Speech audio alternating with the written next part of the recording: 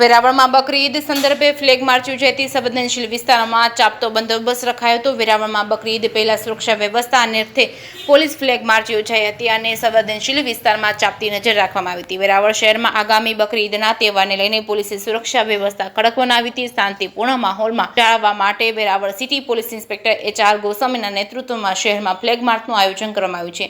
Veraval city police સ્ટેશનના કાફલાએ શહેરની મુખ્ય બજારો રાજમાર્ગો પર ફૂટ પેટ્રોલિંગ કર્યું હતું। આ ફ્લેગ માર્ચ દ્વારા પોલીસે અસામાજિક તત્વોને સ્પષ્ટ સંદેશો આપ્યો છે। કોઈપણ વ્યક્તિ કાયદો અને વ્યવસ્થાની પરિસ્થિતિને ખોરવવાનો પ્રયાસ કરશે તો તેની સામે કડક કાર્યવાહી કરવામાં આવશે। પોલીસે શહેરના સંવેદનશીલ અને ભીડભાડવાળા વિસ્તારોમાં વિશેષ તકેદારી રાખી તહેવાર દરમિયાન કોઈ અનિચ્છનીય બનાવ ન બને તે માટે સમગ્ર પોલીસ તંત્ર સજ્જ છે। આ ફ્લેગમાંથી શહેરમાં સુરક્ષાની ભાવના મજબૂત બની છે। જે કેસમી ગુજરાતી સાથે મહેશ વાજા, સોમનાથ।